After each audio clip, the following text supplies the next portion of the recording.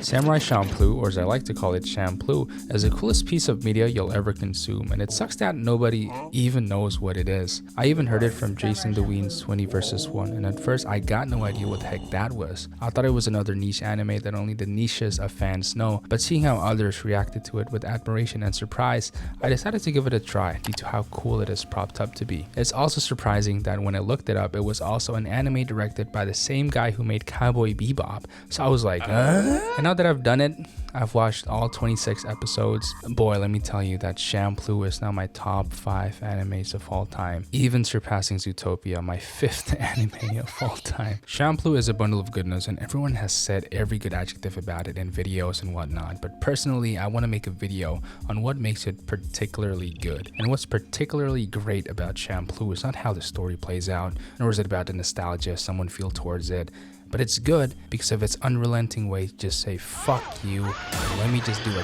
Tony Hawk fucking 900. Samurai Champloo opens up with a catchy beat showcasing our band of characters. This will be our main trio for now, and we get the taste of what we'll expect from them with how they're portrayed in the opening. Jin seems to be what a typical person would think if they thought about a Japanese guy. Mugen is the more flashy and chaotic kid style kind of person, and Fu, she's the glue that keeps the boat together. Even from this opening, you can see the style that Champloo is going for. It's going for this bold and rugged art style that has noticeable influences from specific art forms that we'll talk about later. There are lots of style points you can give throughout the show, but most of Champloo's style can be summarized from this intro alone. The backdrop of this opening is art from the Japanese Edo period, art that is described as vibrant and gentle, but when paired with the music, it gives off this rebellious and eccentric style that is so contrary to the setting the anime was set in. A style that gets more relevant the more the intro goes on. Now, what I want to point out is the fact that we can see a glimpse of hip-hop's influence in Champloo,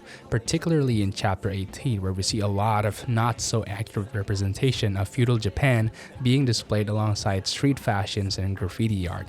But then again, the anime did remind us about this, which is a pretty freaking cool. Now, this influence, it's not limited to that one episode only. We can see this influence actually all across the show, and it affects literally everything the show does. The fonts, the title cards, transitions, pacing, and how the characters even dress. This influence is especially interesting for me because it's a mix of two distinct cultures that are in stark contrast from each other that you think mixing them wouldn't work, but instead of resulting in an awful representation of two beautiful cultures and a clashing of aesthetics, this bold decision of mixing the past and present stands to be the main allure and aspect that makes the show as stylish as it is. Just look at this shit, man. It's fucking cool. What can I say more about this show? It's cool. When asked about what inspired Watanabe, he stated the concept of hip-hop influenced me rather than the music itself. The way of rappers also influenced me and brought me to create an opposite character who boasts like a rapper with a microphone, and it should be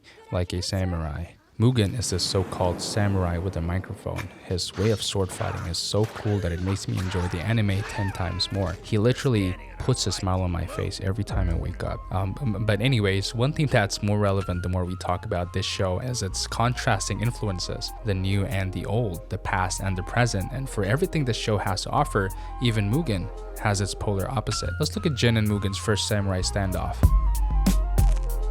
The battle starts with their swordsmen exchanging a few words, Jin in blue and Mugen in red. From their exchange, we can see that Jin is a more reserved kind of person, more than what Mugen can ever be. Jin, right here, is the stark opposite of Mugen, the hot-headed, impulsive-ridden swordsman. And it's not long until we see this attitude as Mugen quickly dashes and goes for a swing.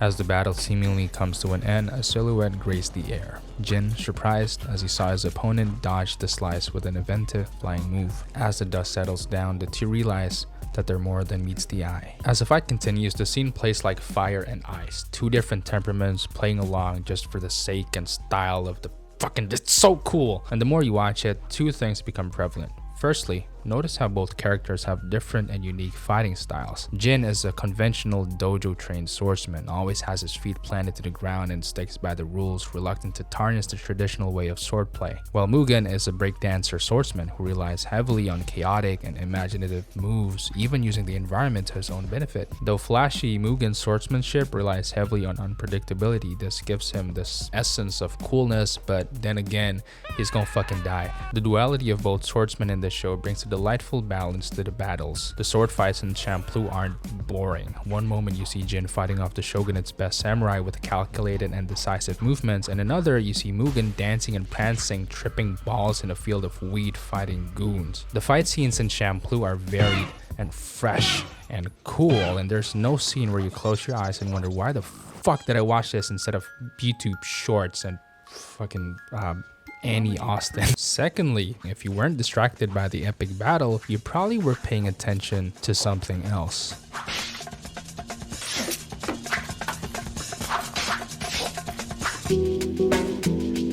Like all of his anime, music is central in Watanabe's works. Cowboy Bebop has a sweet jazz with melancholic undertones befitting its funky action and tender plot. In Champloo, Watanabe decided to go for a delicate fusion between hip-hop and jazz, a job that can only be done thanks to these guys. There's just something about hip-hop and samurai that kinda clicks. The free-spirited way of hip-hop surely does make way for an interesting combination to the traditional portrayal of the honor-driven and respected way of the samurai.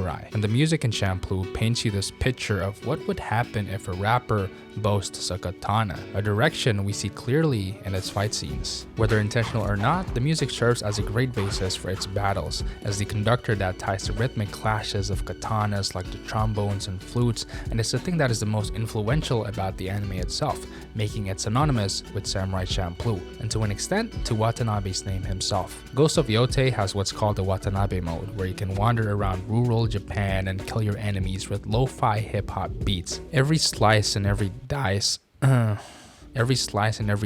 is rhythmically joined by the beats, and the player themselves can dictate their moves based on the vibes, and it just feels so cool, just like the anime. This game mode perfectly encapsulates the style the anime went for. It goes for the stylish way of sword fighting where the cuts of blades are blended with the soundtrack to give an orchestrated feel and the impression of being one with the music. This definitely gives Champloo a whole other depth to its fight scenes. Without it, the hack and slashes wouldn't give the same impression of style that the anime does so unforgivingly. And I wouldn't be surprised if it's actually an intentional artistic choice, because it's so fucking blended in. But even after all of that, and the dust settles and the trio resume their journey after an exhausting bout of sparring, it still gives some room to breathe for the soundtrack to bleed in nicely with the calming moments of the show. The music is a great signal for what's about to go down, so when it suddenly switches to silence and the ambiance takes over, we know that shit's about to go even down. There are lots of examples in this anime that I urge you to just watch the show and just admire and enjoy the music and the scenes and everything in between. You know, it's just one of those few shows that makes the music work. But out of all the tunes riddled across this beautiful anime,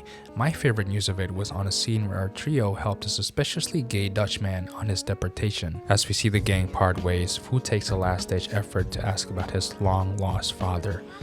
Finally getting some clarity on where to look for, the music then guides your ears as the visual itself guides your eyes. Panning to the skies with a serene blue glow, you then wonder to yourself how beautiful this anime is.